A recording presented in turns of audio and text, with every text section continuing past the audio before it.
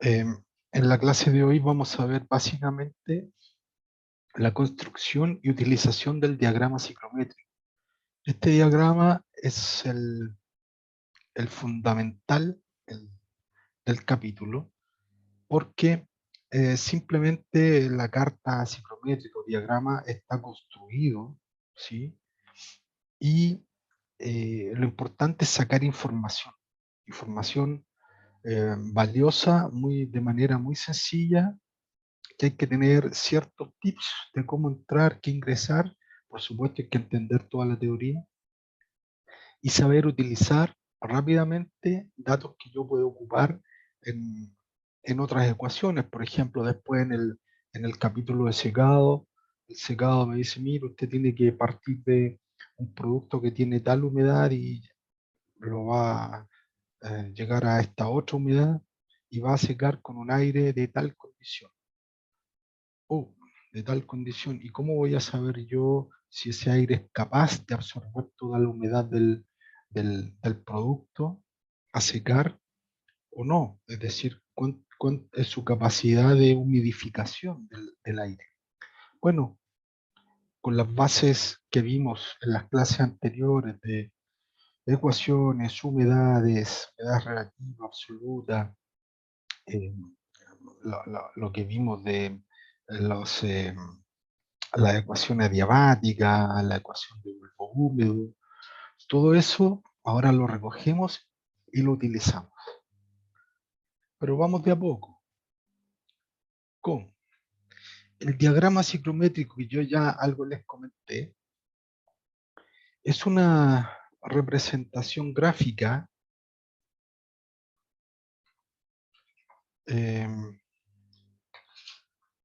está medio lento mi computadorcito, así que me van a disculpar. Es una representación gráfica en un gráfico cartesiano donde en el eje abscisa está la temperatura y en el eje ordenada, ya sea a la izquierda o a la derecha, en este caso siempre se utiliza la derecha, va la humedad absoluta. Entonces son representaciones gráficas de la temperatura o la humedad absoluta en función de la temperatura. ¿Ok? Y hay una serie de líneas, algo ya vimos en la clase anterior, que esta línea, la de más arriba o de más a la izquierda, según de donde se la vea, representa la línea de humedad relativa 100%. Por lo tanto, representa al aire saturado de agua, o el gas, en términos generales, saturado de vapor. ¿Ya? Recuerden el concepto de saturación, ¿cierto? Entonces, todas las masas de aire que no están saturadas, porque este es el límite, están bajo la curva. Toda esta es la zona donde hay masas de aire-agua o de gas-vapor que no están saturadas. Cuando están saturadas, están justo sobre esta línea. Por lo tanto, la curva de saturación es una curva límite que es muy importante. ¿Ya? Estas curvas, entonces, esta es la curva de saturación, es decir, cuando la humedad relativa es 100%. Y estas otras curvas representan humedades relativas menores que 100%, 90%, 80%, como aparece aquí. Hay que definir la presión total a la cual se construye el diagrama, que normalmente va a ser una atmósfera de 60 milímetros de mercurio, a menos que sea una condición muy extrema. Entonces, fíjense cómo va apareciendo aquí las humedades, les va indicando que cada una de las curvas corresponde a una humedad relativa distinta. 100%, 90%, 80% y va bajando, se representan las bien más importantes. Alguien podría construir la de 15%, la de 45 o 65%. No se puede hacer, pero en realidad Las que se utilizan por convención son las más comunes, las normales, separadas por 10%. ¿Ya? Entonces, yo, por ejemplo, podría tener un aire que esté a 50 grados y con 30% humedad relativa. O sea, es el punto que justo está aquí. Este puntito que está señalando con el puntero, aquí, estaría a 50 grados. Todas las masas de aire que están sobre esta vertical están a 50 grados. Por lo tanto, todas las masas que están en esta vertical están a 55 grados, estas a 60 grados, 65 y así sucesivamente. Pero la única que está a 50 grados y está con 30% humedad relativa es esta, que se cruza, donde se cruzaría la vertical con la curva de humedad relativa a 30%. Esa es la masa de aire que cumple con las dos condiciones.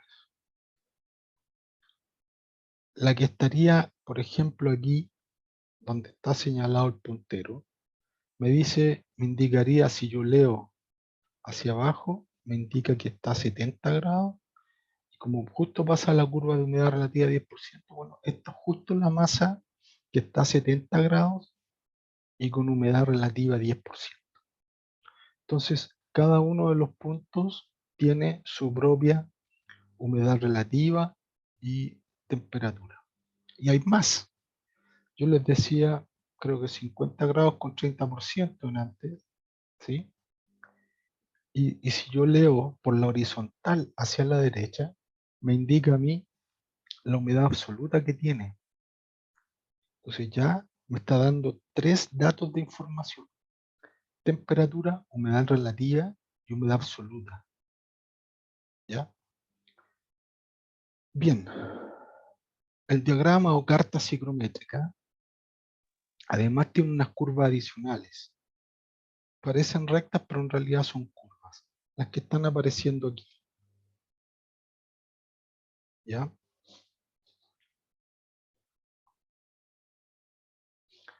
Esas curvas son las que vimos en la clase pasada,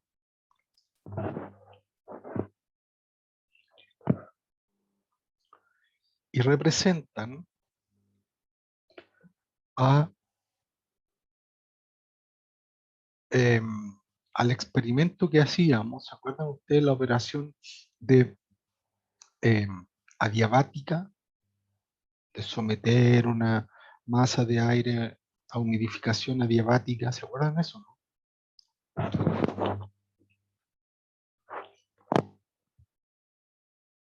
Bueno, efectivamente esas curvas son la curva adiabática o de bulbo húmedo. Lo que pasa es que, ¿se acuerdan ustedes que conversamos que por una propiedad de difusión del calor y de las propiedades difusivas de las partículas, aire y agua-vapor, estos dos fenómenos coincidían matemáticamente? Entonces, cada una de estas curvas representa un fenómeno adiabático o de bulbo húmedo.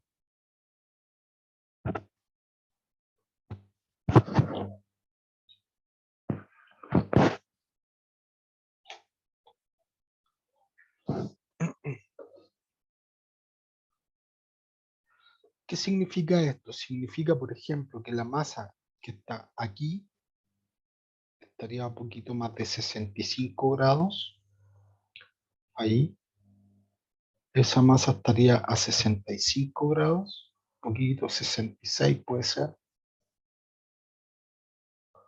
y tiene humedad relativa 10%, tiene humedad absoluta más o menos 0,015, kilogramos de agua por kilogramos de aire seco. ¿Y qué significa esta curva? Significa que si yo la someto a humidificación, es decir, crece hacia arriba, aquí, el proceso de humidificación adiabática implica un enfriamiento. Si yo llego a saturar el aire, voy a tener esta temperatura de saturación adiabática y esta humedad absoluta de saturación adiabática. O de bulbo húmedo. Si esta masa de aire la someto a un proceso de bulbo húmedo, ¿sí? Me voy por la curva de bulbo húmedo y leo el límite de saturación. La temperatura es algo menos de 40, 38 por ahí. Y la humedad absoluta de saturación adiabática o de bulbo húmedo, me confundí, era esta.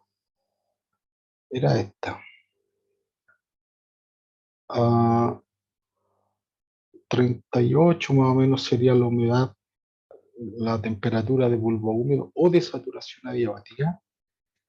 Y la humedad absoluta sería más o menos 0,040 y 0,04 más. Sí, 40 y algo. Hay que imprimir el gráfico y después ver los datos ahí con una reglita o algo, y se ve más o menos aproximado cuáles son los valores reales. Entonces, a mí el diagrama ciclométrico me entrega mucha información.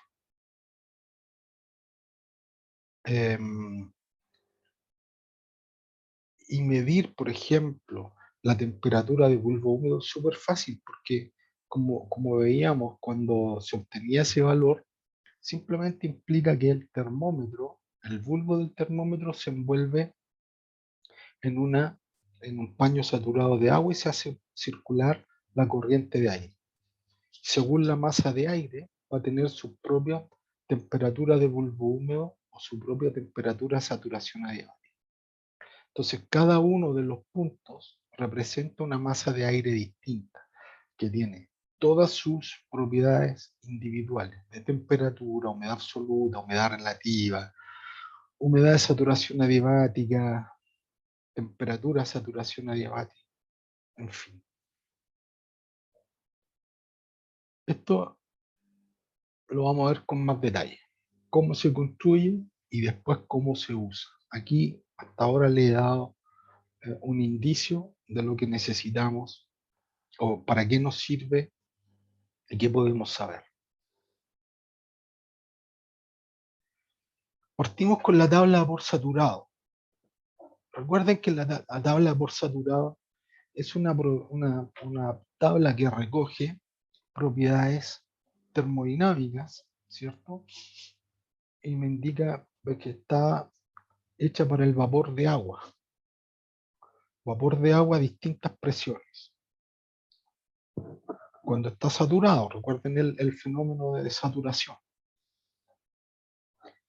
Cuando yo tengo aire saturado de una atmósfera es 1,033.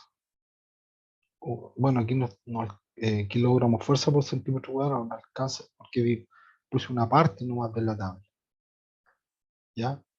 Pero a 50 grados, la presión de vapor que se ejerce, que es la máxima presión parcial que se ejerce, que puede ejercer el vapor, en este caso sería 0,12549. ¿Qué cosa? Kilogramos fuerza por centímetro cuadrado. Aquí está. Piensen ustedes que a 50 grados la tensión de vapor, repito, la máxima presión parcial que puede ejercer el vapor de agua es 0,12549 kilogramos fuerza por centímetro cuadrado. Prefiero cambiarla y trabajar todo en milímetros de mercurio. ¿Cómo lo hago? Yo sé que una atmósfera 1,0333 kilogramos fuerza por centímetro cuadrado. Por lo tanto, y sé que también una atmósfera son 760 milímetros de mercurio. ¿Cómo represento esta tensión de vapor en milímetros de mercurio? Bueno, 0,12,549 kilogramos fuerza por centímetro cuadrado. Recuerden la construcción de los números 1 que alguna vez hablamos, ¿cierto? Profe, Dígame. disculpe, ¿puede hablar más fuerte que nos escucha mucho? Por favor. Ya, a ver. A ver, ¿se escucha ahí mejor o no? ¿Se escucha mejor o no? ¿O todavía hablo ¿Se muy nota despacio? mucha diferencia? Sí, profe. Ya, Yo lo escucho súper, profe. ya, a lo mejor su compañera tiene que subir un poco el volumen. Yo también lo escucho bien, profe. Ya, este, bueno, eh, esta tensión de vapor la voy a transformar a milímetros de mercurio. Recuerden ustedes que como esta es una igualdad, operación unitaria 1 en la primera clase, qué sé yo,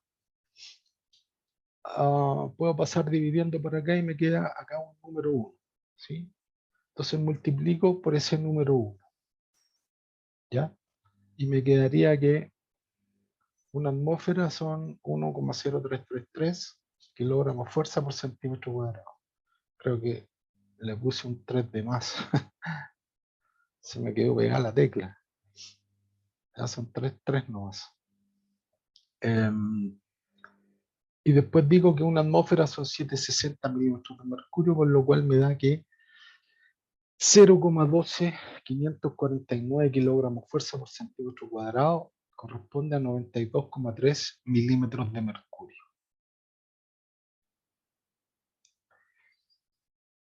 Recuerden la definición, vamos a usar algunas ecuaciones que nosotros definimos en la primera clase. Esta era la humedad relativa. Recordemos que la humedad relativa representa la presión parcial que ejerce el vapor respecto de la máxima presión parcial que puede ejercer en esa condición de temperatura y presión. ¿Ya? Como esta es la máxima, yo le llamo tensión de vapor, para diferenciarla de una presión parcial común. Entonces, la máxima presión parcial corresponde a la tensión de vapor. Entonces, esta relación a mí me indica que mientras más grande es este valor, mayor es la humedad relativa, pero tiene un límite. Es decir, cuando esta presión parcial crece, crece, crece, y se iguala con la máxima, que es la tensión de vapor. En ese minuto alcanzo la humedad relativa 100%. También definimos la humedad absoluta. ¿Sí? La humedad absoluta era la presión parcial. Derivamos esta ecuación, presión total, presión parcial, pesos moleculares, ¿de quién? Del agua y del aire. ¿Sí? La presión parcial la despejé de acá y la puse en función de la humedad relativa. ¿Ya? Cuando la humedad relativa está saturada, representa un aire saturado, este valor es 1, 100%, pero en tanto por 1 es 1, como fracción. Por lo tanto, cuando está saturado, la presión parcial es máxima y este valor es la tensión de vapor. Entonces, ¿qué hago? Todos los valores de presiones yo los puedo transformar en milímetros de mercurio para trabajarlo de esa manera y construir al menos la curva de saturación. Cuando, cuando la humedad relativa es 100%. ¿Ya? La única condición es que la humedad relativa es 100%.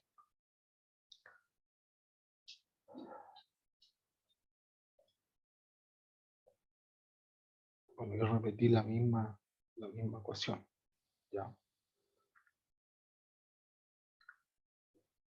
Entonces, para construir la curva de humedad relativa a 100%, cuando la presión es una atmósfera o 760 milímetros de mercurio,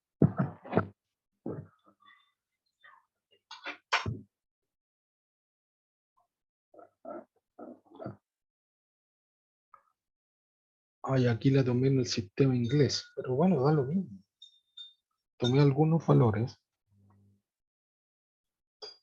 de tensiones de vapor en el sistema inglés y puedo saber, como estoy utilizando esto, quiere decir que la humedad relativa es 100%, o sea, su valor es 1. Entonces, la humedad de saturación, mediante esta ecuación, sería estos valores. ¿Y cómo construyo las otras curvas de humedad relativa? Bueno, cuando es 90%, ρ es 0,9, por lo tanto es igual, pero por 0,9. O 0,8, o 0,7, 0,5, 0,2, 0,1, es decir, la humedad relativa que yo quiera, ¿cierto? Utilizando las ecuaciones adecuadas. Por lo tanto, aquí algunas, con una tabla Excel, esto se hace en 2 minutos. Aquí algunos valores cuando la humedad relativa es 90%, 50%, es decir, 0,5, 0,9, 0,5, 0,3, 0,1. ¿Ya? Entonces, yo puedo hacer rápidamente en una tabla Excel estos cálculos y estas representaciones gráficas. Y obtengo la tabla de vapor saturado para aquellos valores, para las curvas, ¿cierto?, que debo representar. Para representar las otras curvas, que son de mucha utilidad, lo que se utiliza es un método por tanteo, ¿ya? Por iteración, ¿ya? Y por tanteo, es decir, yo propongo un valor y ese lo voy trabajando por iteración hasta convergencia. Ya puedo trabajar con bulbo húmedo o saturación adiabática. Recuerden que, lo vimos en la clase pasada, que para la mezcla aire-agua estos dos fenómenos coinciden. ¿Por qué? Porque el coeficiente sigrométrico se iguala al calor húmedo, ¿sí? El coeficiente sigrométrico dependía de dos números adimensionales que eran Schmidt y Prandtl, elevado a un factor 0,51, creo, por el calor húmedo. Pero los números adimensionales Schmidt y Prandtl tienden a 1, ¿sí?, a la subfracción. No es que los números tiendan a 1, la razón tiende a 1. Y es por eso que el coeficiente sigrométrico se iguala al calor húmedo. Por lo tanto, estos dos fenómenos coinciden. Revisen la clase pasada y van a ver lo que estoy diciendo. Aquí está el coeficiente sigrométrico, 0,56 era elevado a 0,56. Estos dos números adimensionales para la mezcla aire-agua, esta fracción tiende a 1, por lo tanto, todo este factor tiende a 1, de tal manera que el calor húmedo, el coeficiente sigrométrico tiende al valor de calor húmedo.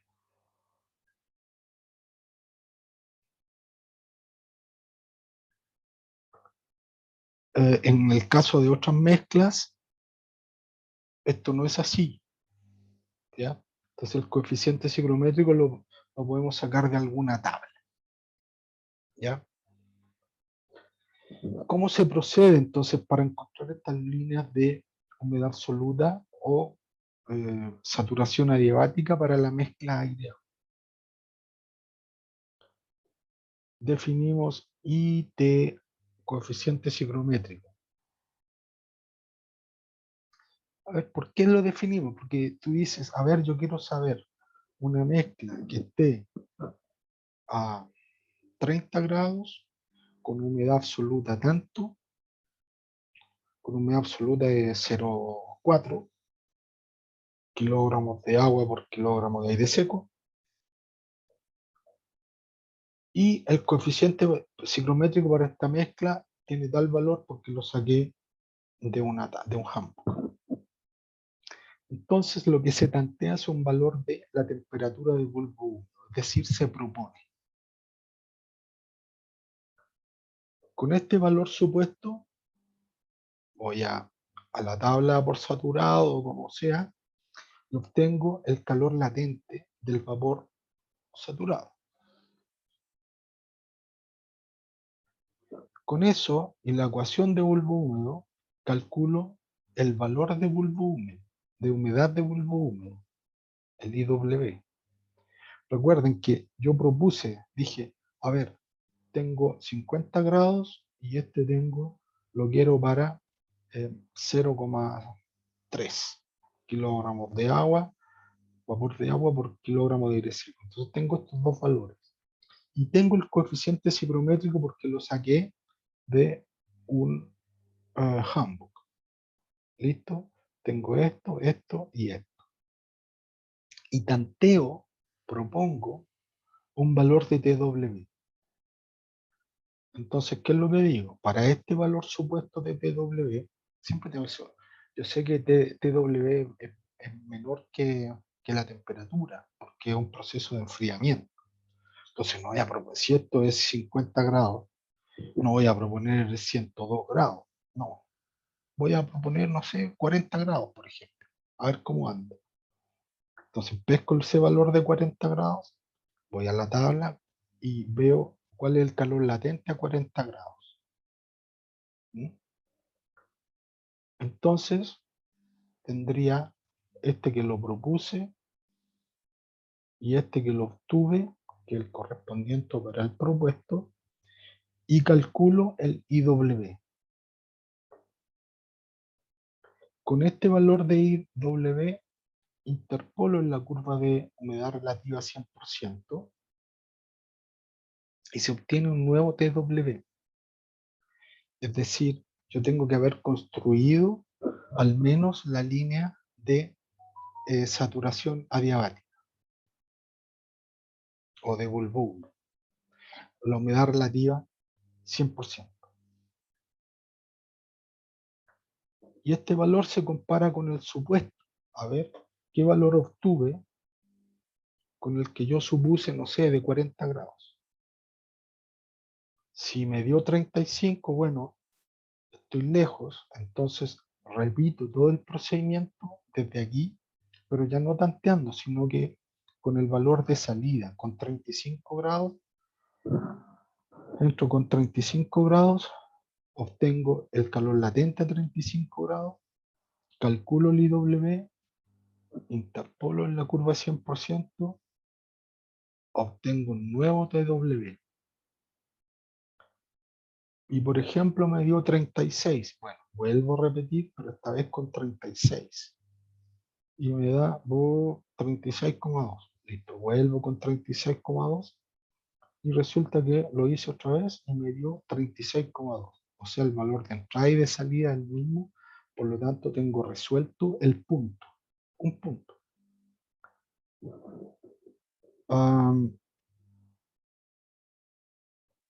Luego puedo tener otro punto, ¿sí? Que cumpla con la misma condición y repito el procedimiento. Como tengo la forma de la curva, voy a obtener entonces, bueno, tengo el T, no, perdón, cuando ya encuentro y converge, encuentro este valor está definido, este también, y este también, y este también. ¿sí? Por todo este procedimiento. Por lo tanto, tengo una función de humedad absoluta en función de la temperatura. Entonces tengo resuelta el sistema. ¿Ok? Profe, Dígame. cuando se encuentra un valor nuevo de TW, ¿se cambia también el calor latente o se mantiene el que se No, eligió pues al se cambia comienzo? porque el TW quiere decir que es el calor latente que necesario para esa condición de TW es dependiente. Por lo tanto, cada vez que tú supones o entras con un nuevo valor de TW, tienes que ver cuál es el correspondiente lambda W. ¿Sí? O sea, está todo encadenado, digamos. Cuando entro de nuevo, su compañero me pregunta, cuando entro de nuevo, yo supuse que esto era 40, saqué el TW a 40, perdón, el lambda W a 40, calculé el IW, que le correspondía a 40, hice la interpolación y obtuve 30 como TW. Lógicamente partí con 40 y terminé con 30. Entonces, vuelvo a repetir y esta vez parto con 30. ¿Sí? Parto con 30 y resulta que me dio con...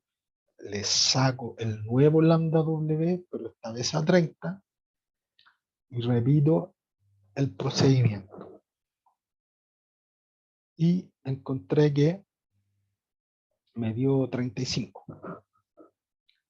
Entonces saco el lambda W a 35, repito el cálculo, repito la operación y encontré que era 36.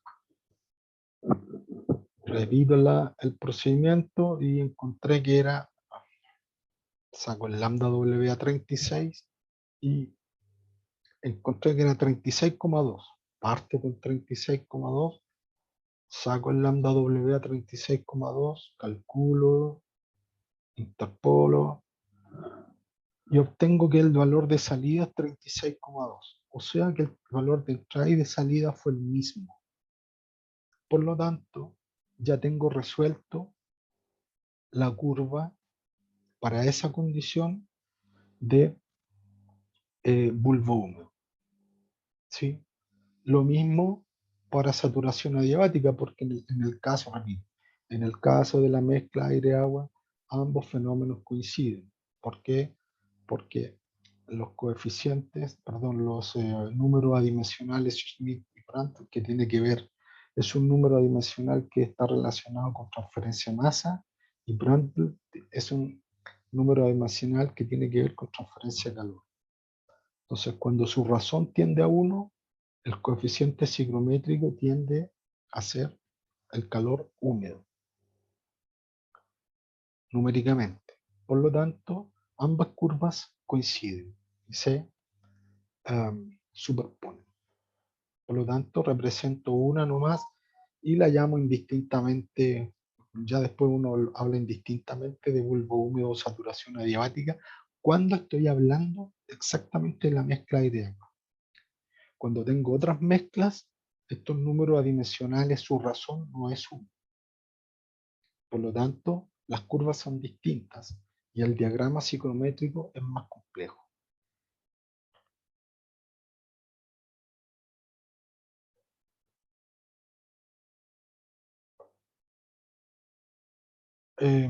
Entonces, se repite esta operación hasta, si no converge, vuelvo a hacer el mismo cálculo hasta que converge y en ese caso el valor de entrada y salida es el mismo, por lo tanto en convergencia, entonces ya resolví la curva.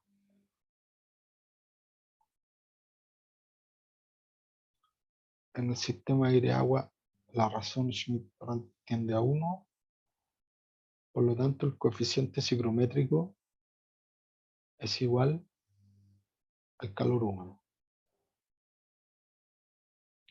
En consecuencia, los fenómenos de bulbo húmedo y saturación adiabática coinciden, pero numéricamente, no físicamente, pues son distintos.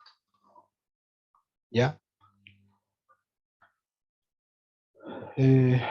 Solo en este caso, el sistema aire-agua, nos referimos indistintamente como bulbo húmedo o de saturación adiabatica. Esa A es un O. ¿Ya?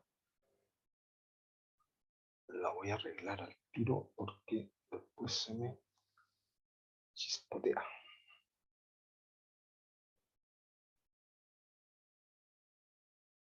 Perdón por mí. Aquí es un O.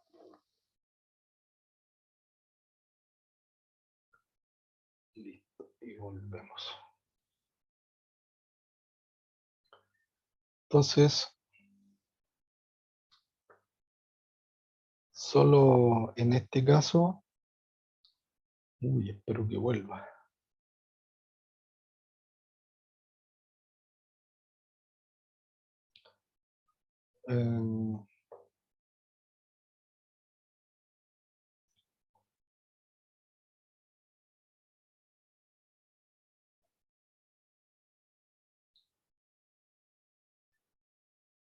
Entonces, solo en este caso, repito, hasta la saciedad, en el sistema aire-agua, este coeficiente ciclométrico tiende al valor del calor húmedo. Por lo tanto, solo en este caso podemos referirnos indistintamente como bulbo húmedo o de saturación adiabática. ¿A qué me refiero?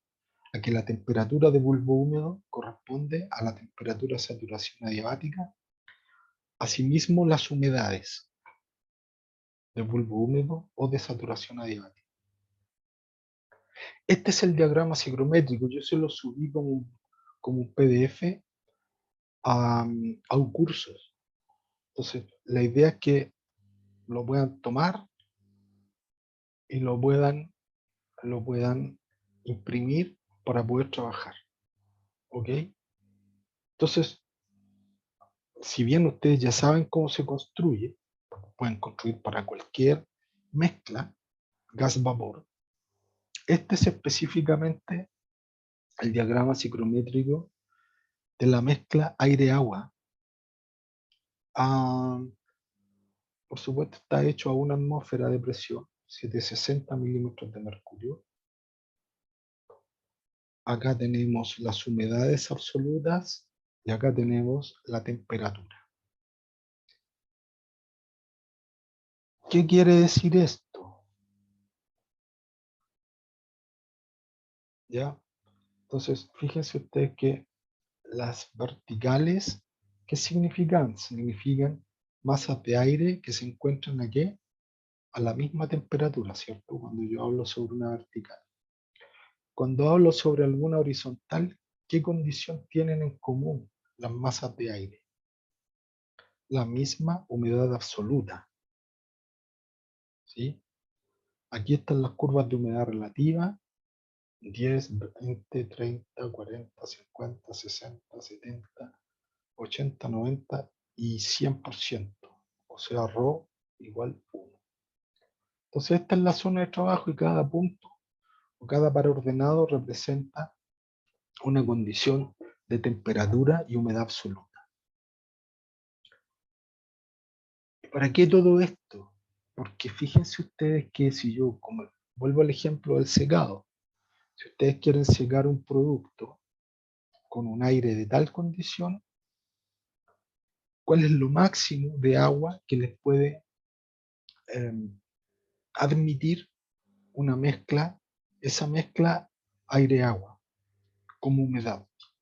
Es decir, hasta que se sature. Si yo, por ejemplo, voy a secar con un aire de 25 grados, con esta humedad absoluta, bueno, se va a saturar cuando tenga este valor de humedad absoluta. Entonces, el delta I es la cantidad de agua que puede absorber el aire. ¿Sí? No es ilimitada.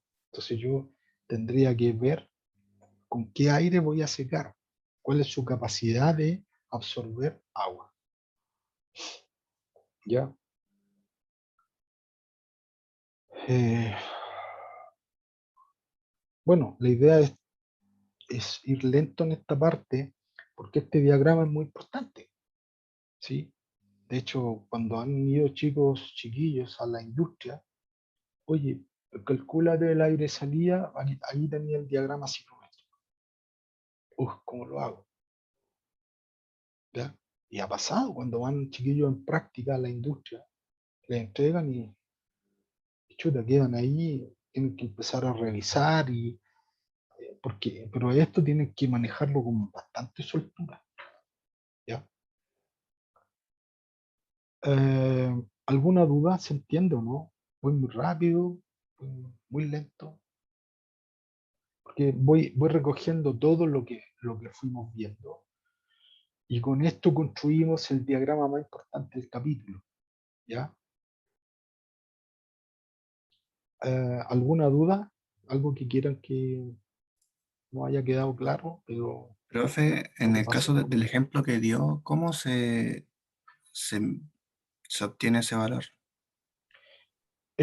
bueno, lo que pasa es que el aire no que es un poquito más complicado, es más complicado que esto, porque el aire no está estático, los aires van circulando, entonces importa mucho el caudal de aire, es decir, la velocidad volumétrica que vimos en la primera clase.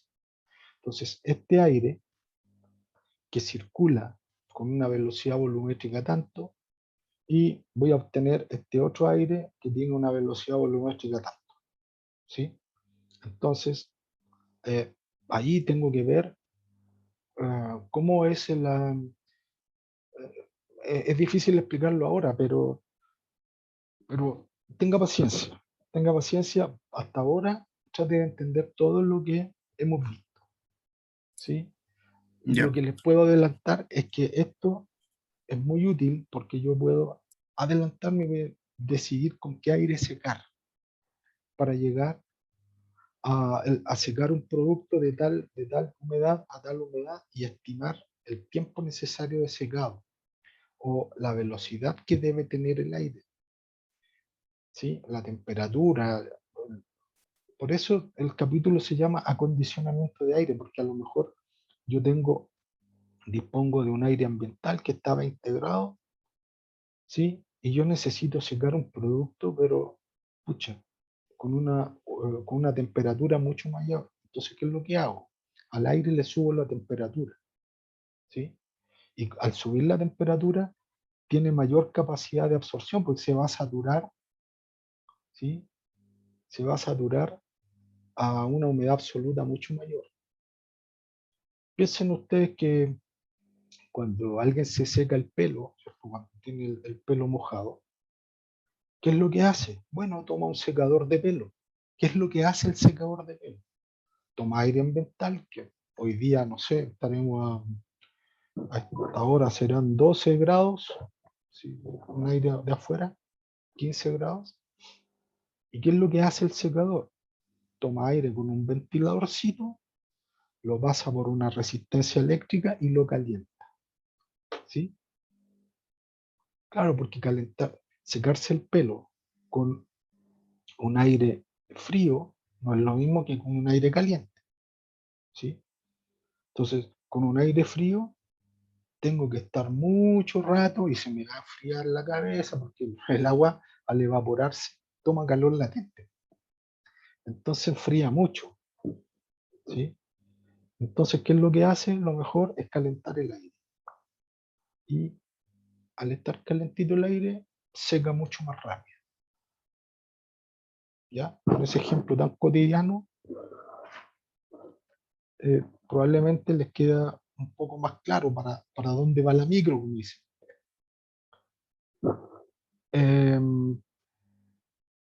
¿Qué es lo que pasa cuando uno solamente calienta? Por ejemplo, yo tengo un aire de 15 grados, aquí, hoy día, ahora, la mañana, y lo voy a calentar, solamente lo caliento, no varío la relación aire-agua, simplemente lo caliento. Entonces, quiere decir que yo me voy por la horizontal, ¿sí? La capacidad de absorber agua, ¿sí? Iba entre esta humedad absoluta y esta otra. O sea, era poquito. Entonces tengo que estar muchas horas, mucho tiempo para poder secar un producto con un aire frío. Pero con un aire seco, ¿sí? La capacidad de absorción de vapor de agua para saturarse es mucho mayor. Por lo tanto, se seca más rápido. ¿Se entiende lo que digo? No. Sí, profe. Ya. Sí. Quedémonos con eso por ahora. ¿Cómo utilizamos el diagrama psicométrico? Tenemos un montón de cosas. Tenemos temperatura, temperatura de bulbo húmedo, temperatura de saturación adiabática, temperatura de rocío, que no, la definimos en la primera clase, pero no hemos vuelto a hablar de ella, la temperatura de rocío. Vamos a ver qué significa la temperatura de rocío. La humedad de saturación adiabática, la humedad de bulbo húmedo, la humedad de saturación isotérmica. O sea, hay un montón de datos que están medidos ahí en el diagrama. Aquí hay un esquema nomás de la curva más importante que, no sé si más importante, pero más relevante, más característica, la curva límite, que es la de humedad relativa 100%. ¿Ya? Tenemos temperaturas, tenemos humedades absolutas, kilogramo de agua por kilogramo de aire seco. Este punto rojo que apareció ahí es un par ordenado en este gráfico cartesiano, dado por la temperatura que tiene y la humedad absoluta que tiene. Entonces, ese par ordenado, esa masa de aire y agua, fíjense que más o menos está a 53 grados. ¿Sí? Todas las masas de aire que están sobre esta vertical, ¿qué características en común tienen? Están a 53 grados. ¿Sí? ¿Sí o no? Sí. Sí, Sí, profe. está claro. Todas las masas de aire que están en la horizontal, ¿qué características en común tienen? Todas tienen la misma humedad absoluta. ¿Sí? Porque están en la horizontal. Pero solo una de las mezclas de aire-agua cumple con las dos condiciones.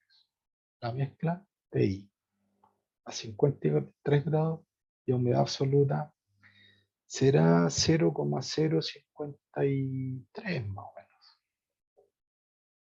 según mi ojo como lo hice acá.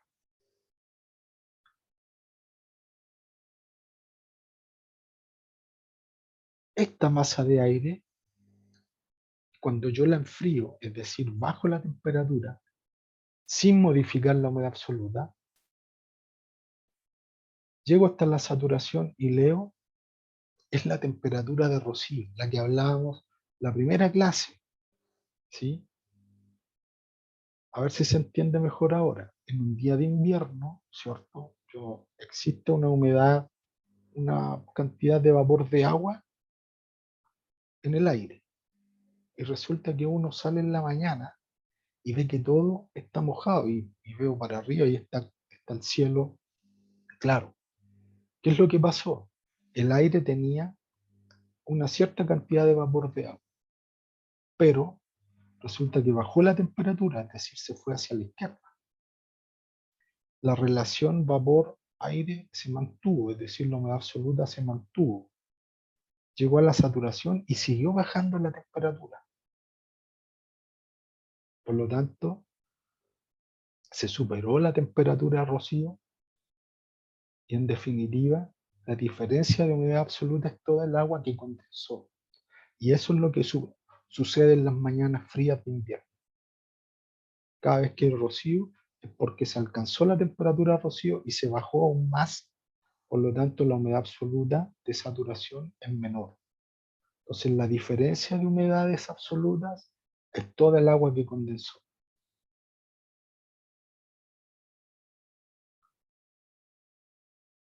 ¿Qué significa esta curva? Bueno, significa la curva adiabática o de bulbo húmedo que pasa por este punto. al igual que en el caso anterior, todas las masas de aire, agua, que están sobre esta curva, ¿qué tienen en común? La temperatura de bulbo húmedo y la humedad de bulbo húmedo o de saturación adiabática. Humedad de bulbo húmedo o de saturación adiabática. Y la humedad de bulbo húmedo o de saturación adiabática.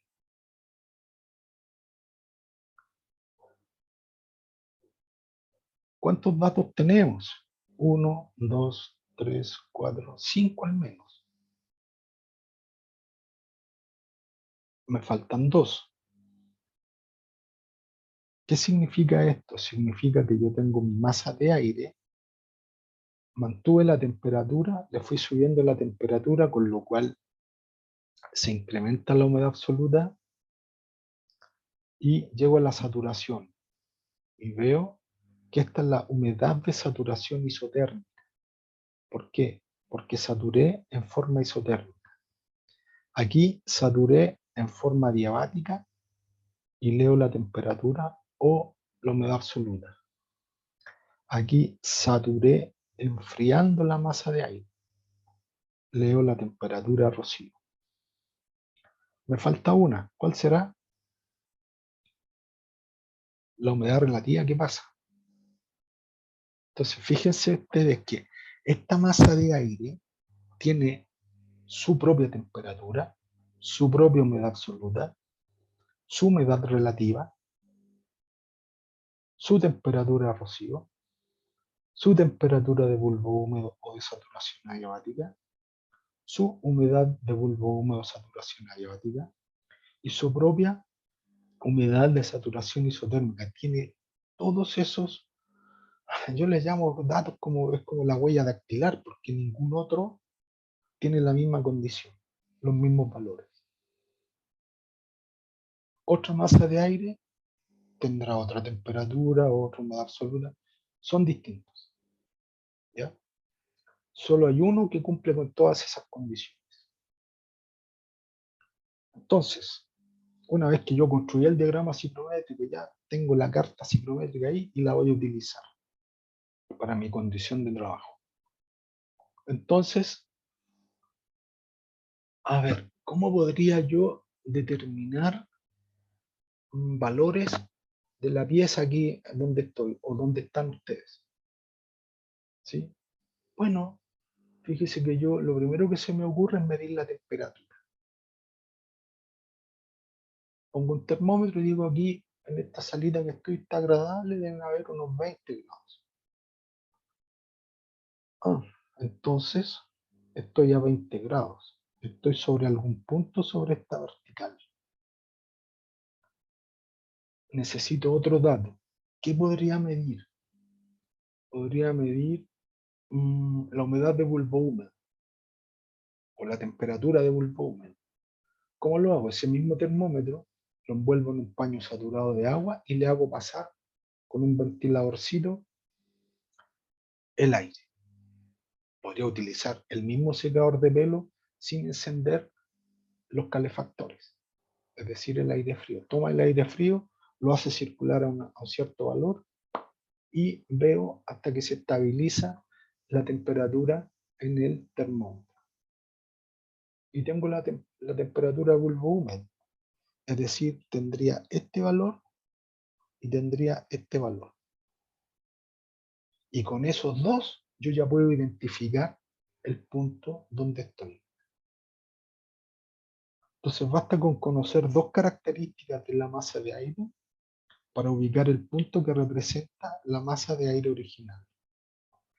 Y como la identifico, puedo saber todos los demás datos. ¿Qué tal si yo conozco, como les decía, quiero medir aquí en esta salita donde estoy, qué condiciones tengo? Temperatura y temperatura de bulbo húmedo. Suelen decirle temperatura de bulbo seco y la temperatura de bulbo húmedo. De bulbo seco está de más, o le llamamos temperatura nomás, ya, ok, ya, llámenle de bulbo seco. Es una exageración, es redundar, pero podría ser. Es como salir, es cuando uno dice voy a salir para afuera. Eso es redundar. O bajar para abajo. Veamos si yo dispongo, logro medir la temperatura y la temperatura de bulbo.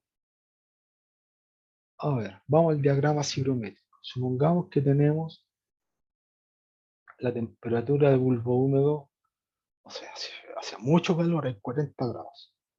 ¿No? O sea, si hay 40 grados, estoy en algún punto sobre esta vertical. Mis masas de aire están sobre esta vertical. ¿Ya? Entonces, si yo medí la temperatura de bulbo húmedo, por ejemplo, dije 40 grados, digo que la temperatura de bulbo húmedo es 20 grados. Tengo este valor y tengo este valor. ¿Qué es lo que hago? Yo digo, mire, mi masa de aire está a 40 grados. Es alguna de estas que está sobre esta vertical. Y la temperatura de bulbo húmedo es, ¿cuánto dije? 20 grados. Entonces me devuelvo y bajo por la diabática o la bulbo húmeda. Todas estas masas de aire, si yo las saturo en forma diabática, tengo este valor. Por lo tanto, si estoy a 40 grados y la temperatura bulbo húmedo es 20, la única masa de aire que cumple con esas dos condiciones es esta. Ahí, donde está el puntero. Y como ya identifiqué ese punto, mire, está más o menos la mitad entre la humedad relativa 10% y 20%. Digo, un valor aproximado 15%, por ejemplo. Podría ser más preciso aplicando las ecuaciones, pero bueno. El diagrama cigrométrico sirve para eso, para hacer evaluaciones rápidas. Y más o menos precisas también, ¿por qué no? Entonces identifico que estoy aquí. 40 grados y humedad de bulbo húmedo, temperatura bulbo húmedo 20 grados. Entonces puedo leer en la horizontal y sé la humedad absoluta. Si estoy acá y leo por la horizontal hacia el otro lado hasta la saturación, tengo la temperatura de rocío. Si yo voy a 40 grados, subo por la vertical hasta la saturación y leo, tengo la humedad de saturación isotérmica. Como estaba a 40 grados, aquí, voy, si leo hacia abajo es el dato original, bulbo húmedo 20 grados. Si leo en la horizontal, tengo la humedad de bulbo húmedo o de saturación adiabática. Entonces, la cantidad de información que me entrega el diagrama es súper importante, es muy importante.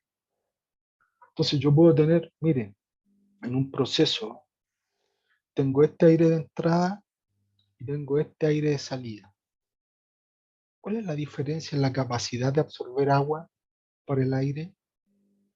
Es la diferencia de humedad absoluta. Entonces, en un cierto tiempo de operación, el aire es capaz de sacar o de secar desde un producto esta cantidad de agua. Estos kilogramos de vapor de agua desde el producto que estoy secando. ¿Se entendió? Sí, profe, pero es que, ¿qué pasa si estoy a 45 y enfrío a 5? Si estoy a 45 y depende de la humedad absoluta que tenga, Ya. porque va a tener, todas estas cumplen a 45 grados, ¿sí? Pero ¿qué humedad absoluta tienes? Si tienes 0,02, no puedes enfriar hasta 5. O sea, si enfrías hasta 5, quiere decir que te fuiste para acá y después bajaste hasta 5 por acá. Entonces, ¿qué quiere decir? Que tú eliminaste toda esta cantidad de agua. ¿Ya? Ya, sí. Bueno, eso era si yo partía con dos valores que pude medir empíricamente, los pude medir de forma sencilla, con un termómetro y un termómetro con un paño de agua.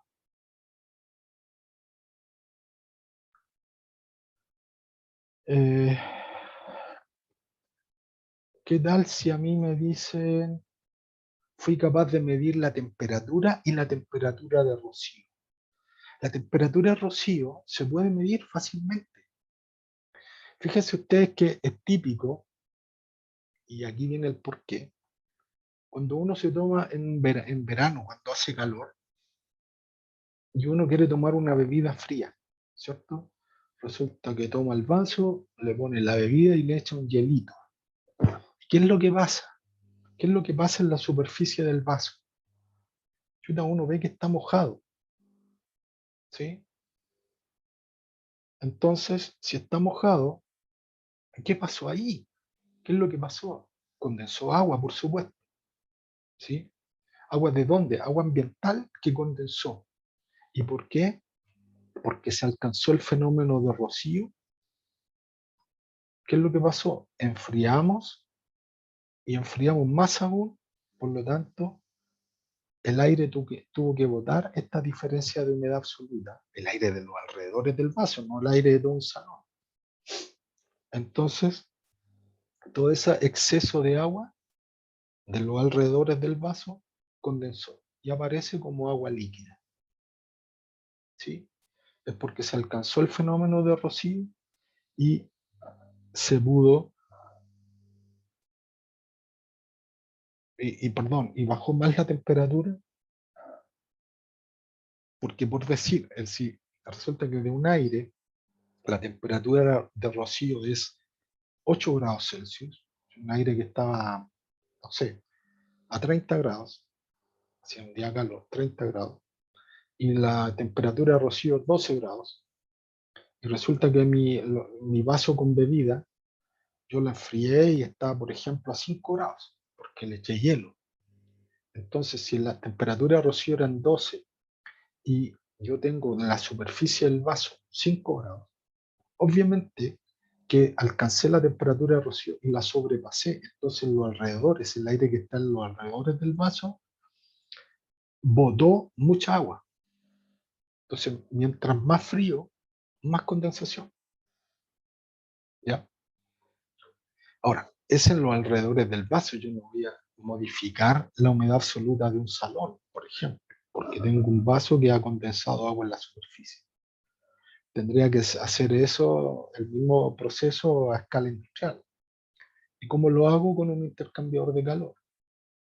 ¿Sí? Esta vez no haciendo circular un vapor saturado, un medio de calefacción, sino que un medio de enfriamiento. ¿Ya? De hecho, eso se hace en la industria y se toma aire ambiental y se saca el aire, se saca el agua o la humedad que tiene el aire, ¿sí? Haciendo pasar un líquido frío, ¿sí? Un líquido frío como por ejemplo el enfriador que tienen los radiadores de los motores del auto, ¿ya?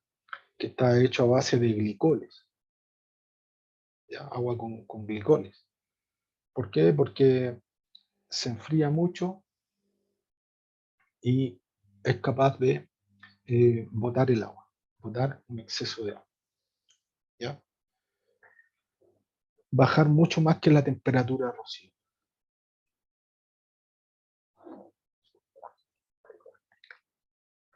Entonces, ¿qué pasa si yo tengo la temperatura y fui capaz de medir? Vamos a ver métodos experimentales para determinar de forma más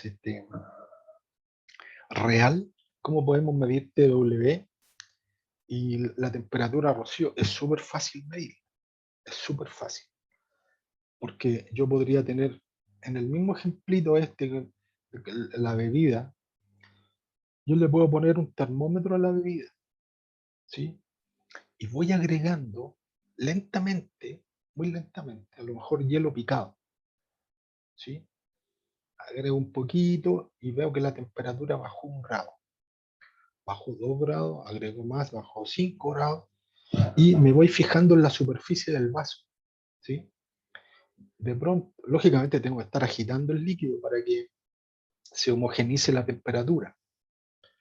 Entonces, la temperatura rocío es justo aquella cuando aparece el primer indicio de condensación en la superficie, es decir, cuando la superficie se empaña, ¿ya?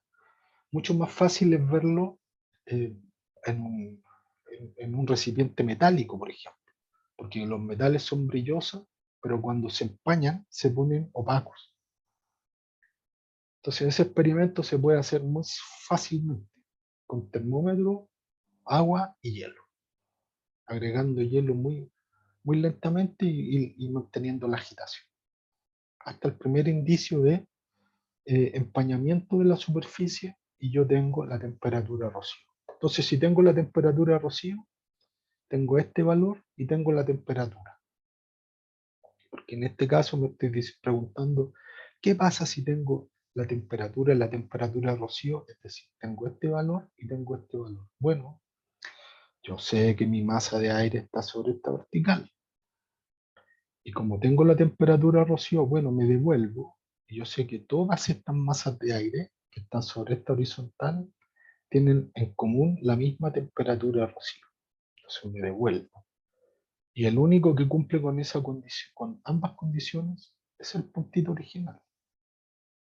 Entonces, identificado el punto, ya puedo saber todas las demás características: humedad absoluta, humedad relativa, temperatura de bulbo húmedo, humedad de bulbo húmedo, humedad de saturación isotérmica, todos los datos. ¿Qué tal si tengo la humedad relativa y la temperatura rocío? Bueno, tengo que la humedad relativa, mi masa de aire está sobre esta curva. Y tengo la temperatura rocío, esta. Bueno, me devuelvo. El único que cumple es este. ¿Qué pasa si tengo la humedad de saturación isotérmica y TW? Bueno, parto con la humedad de saturación isotérmica, llego hasta la saturación y bajo en la vertical. Mi masa de aire es alguno que está sobre esta vertical. Como tengo TW, bueno, me devuelvo, subo hasta la saturación verticalmente y bajo por la de bulbo húmedo. La única que cumple es esta. ¿Ok? Entonces, yo podría tener solamente 2 valores y saber todas las demás características del aire. Ahí en el diagrama hay 2 diagramas adicionales que para trabajar en forma muy rápida, que uno cuando está en la industria no tiene posibilidad de meterse al computador y hacer cálculos más avanzados. Simplemente hay un gráfico ahí que correlaciona la humedad absoluta de una mezcla de aire, de agua-aire, y el calor específico del aire húmedo. Entonces yo entro con la humedad absoluta, voy y leo qué calor específico tiene, qué calor específico húmedo. Entonces entro con la humedad absoluta y leo qué calor húmedo tiene la masa de aire, agua.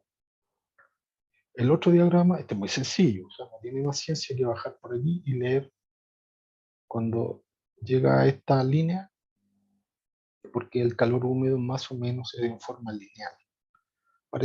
Es una curva en realidad, pero es una curva muy plana, que se asemeja a una línea recta. El otro gráfico es un gráfico de temperatura, calor latente, volumen de mezcla. el calor latente del agua, que la puedo sacar de la tabla por saturado, bueno, pero está aquí en forma gráfica. Aquí está la temperatura y aquí está el calor latente. Entonces, para esta temperatura voy, leo y leo el calor latente directamente. Y hay otras dos curvitas, ahí, ¿cierto? Tengo la temperatura, voy y leo qué calor latente tiene la mezcla.